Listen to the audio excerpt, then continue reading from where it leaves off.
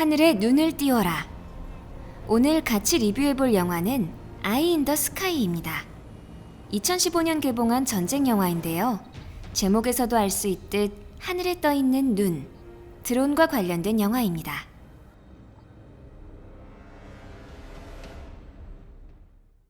영화의 전개는 단순합니다. 케냐의 한 가정집에 위험순위 2위, 4위, 5위의 테러리스트들이 모여 있습니다.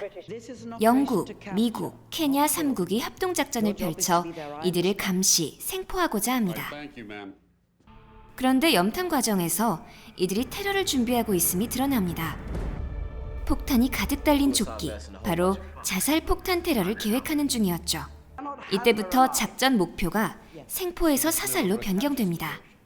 작전과 관련된 여러 사람들의 의식 변화와 의사결정 과정을 보여주며 영화는 보는 내내 긴장감을 갖게 하는데요.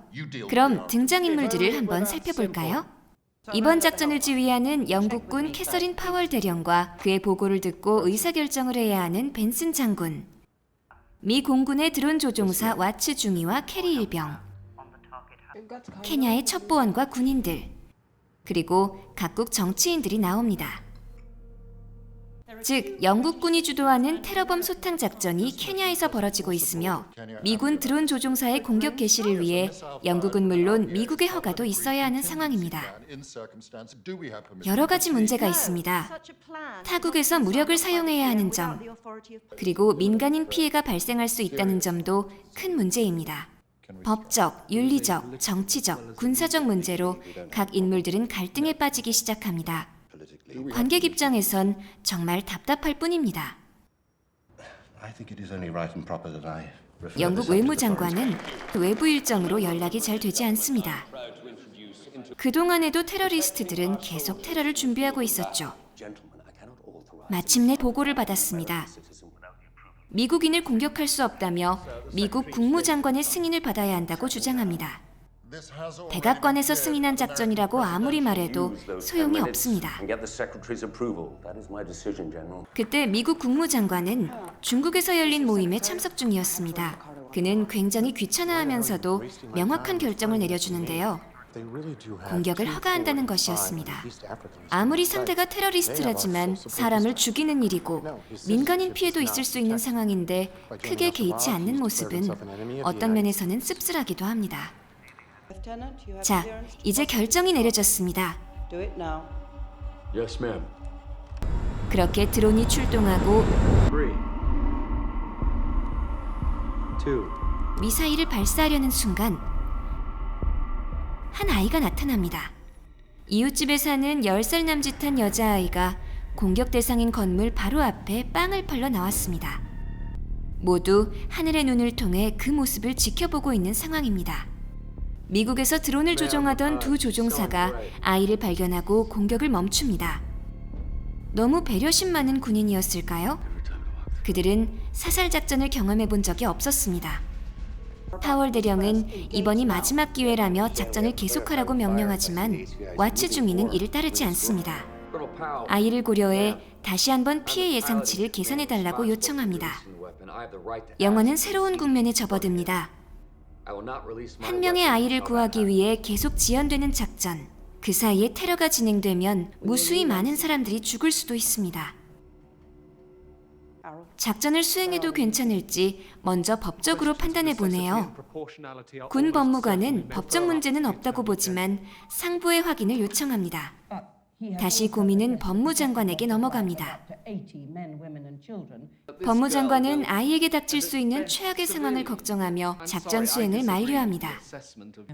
그때 미국의 국가안전보장회 선임 법률고문이 합류합니다. 그는 영국 정부의 우유부단함을 강하게 비판하며 당장 작전을 수행하라고 합니다.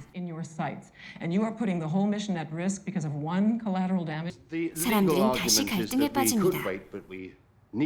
죽을 것이 확실한 한 사람의 목숨과 죽으리라 예상되는 80명의 목숨. 아무도 쉽게 선택하지 못합니다. 그때 영국의 아프리카 전문 정치인이 이렇게 이야기합니다. 80명을 죽인 테러리스트를 비난하는 게 우리의 드론 공격 때문에 죽은 죄 없는 아이를 옹호하는 것보다 낫겠어요. 라고 말이죠. 그 말에 결정을 유보합니다. 정말 한숨이 절로 나는 상황입니다. 계획대로 되는 것이 아무것도 없습니다. 결국 이 작전은 어떻게 될까요? 아이는 살 수 있을까요? 작전 한 가지만으로 영화는 내내 긴장감을 유지하면서 관객을 몰입시킵니다.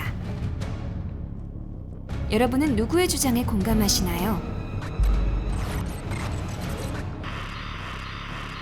여러 사람들이 한 가지 목적을 이루기 위해 함께 일합니다. 이해관계자라고 하죠. 그러면서도 각자 가진 정의의 개념에 따라 소신 있게 행동합니다. 우리는 어떨까요?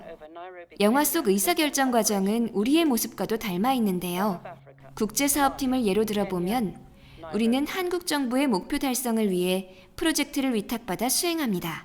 큰 목표는 함께하지만 그 안에 자세한 내용은 현지 파트너들과 하나하나 협의하면서 진행합니다. 그들의 목표와 우리의 목표가 같으면 좋겠지만 종종 우리는 서로 다른 의견을 하나로 좁히기 위해 마라톤 회의를 해야 할 때도 있습니다. 물론 앞으로 이 회의 결과를 이어받아 운영해야 하는 사람들은 협력국의 파트너들입니다. 그래서 그들이 원하는 방향으로 결정할 수 있다면 좋겠죠. 하지만 이 프로젝트들은 한국 정부의 국제개발협력 지원 계획이라는 큰 틀 아래 양국 간 조율을 통해서 만들어지는 일종의 국가 간 협약이기 때문에 이를 거스르는 의사결정은 할 수 없습니다. 또 우리가 가진 시간과 예산은 한정적입니다. 우리는 뒤에 남겨진 사람이 없도록 개발협력 사업을 진행한다는 슬로건을 만들었습니다. 바로 Leave No One Behind라는 슬로건이죠. 또한 모두를 위한 보건, 모두를 위한 교육 등 For All이라는 구호를 사용합니다. 하지만 모두를 만족시킬 수 있을까요? 또는 그중 일부라도 항상 만족시킬 수 있을까요?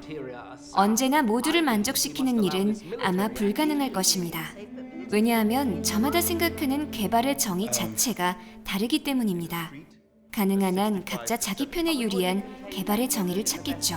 그렇기에 우리의 역할이 중요합니다. 다양한 이해관계자들의 의견을 조율하는 것. 이러한 과정을 통해 최선의 결정을 내리고 하나의 목표를 향해 함께 나아갈 수 있는 것이겠죠. 사무실 구석 1열, 아이 인 더 스카이. 내레이션의 성우 김현우였습니다.